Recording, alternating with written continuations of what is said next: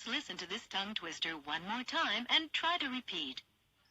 妈妈骑马，妈妈骑马，马慢，马慢，妈妈骂马。妈妈骂。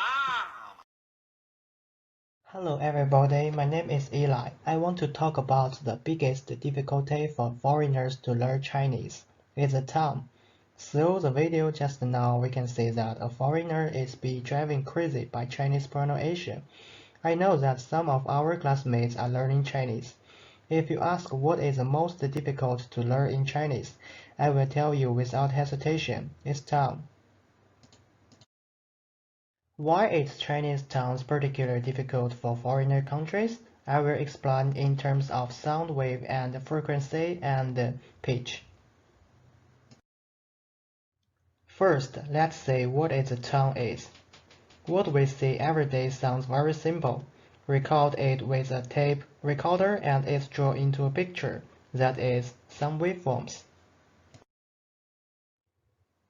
We can see that the bulged part in the picture is a syllable, just like the last practice pronunciation Chinese ma in the video. The ma means mom in English.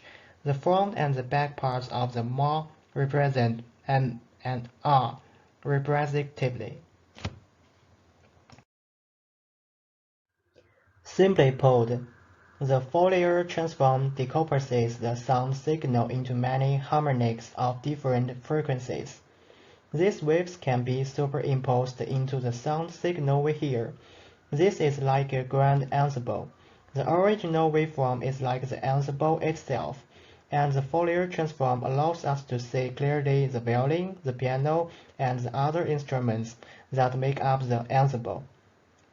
Windowed Fourier transform responds to the Fourier transform after expanding the signal within a certain period of time, just like selecting a section of the music to see the performance of each instrument. Let's talk about the frequency. Take a look at the picture below. A small section of ma is decomposed into many simple harmonics of different frequencies. The frequency of the lowest frequency station is called fundamental frequency, and is also called F0, and each station of the frequency is an intermultiply of the fundamental frequency. It is harmonic, and the pitch of this small sound is determined by the fundamental frequency.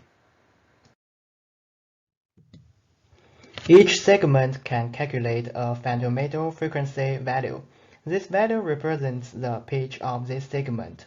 As shown in the figure below, the values of each small segment are connected to form a curve representing the change in pitch. What is a tone?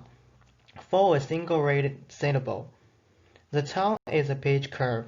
Physically, the tone is a function of the fundamental frequency. So why it is difficult to learn tones?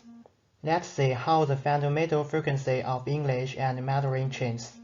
The left is English, and this means, oh, are you eating meal? And the right is Mandarin. It means, 咦，你在吃饭吗? Do you see the differences? As a no-tonal language, in a sentence of English, the pitch is basically smooth, and if it is a questionable tone, it will continue to rise. But Mandarin is different. When a single syllable is compared into a sentence, the pitch change of each syllable is a superposition of tone and intonation. In other words, Mandarin has the same pitch change as the length of the sentence in English, and the small wave superimposed on the big wave of the sentence tone. It is like driving a car. Speaking English is like driving on a flat road. Although there are ups and downs, they are all going uphill and downhill gently. Mandarin is different.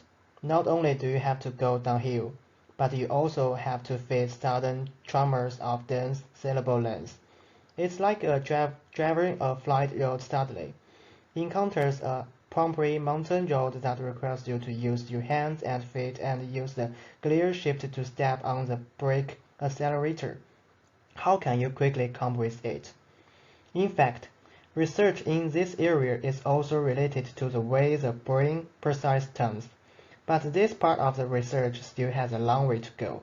If you are interested, you can check the information yourself and discuss with me. The pictures of the presentation are all driven by myself and by looking for information and according to my own understanding. If you don't understand something, you can email me and ask me.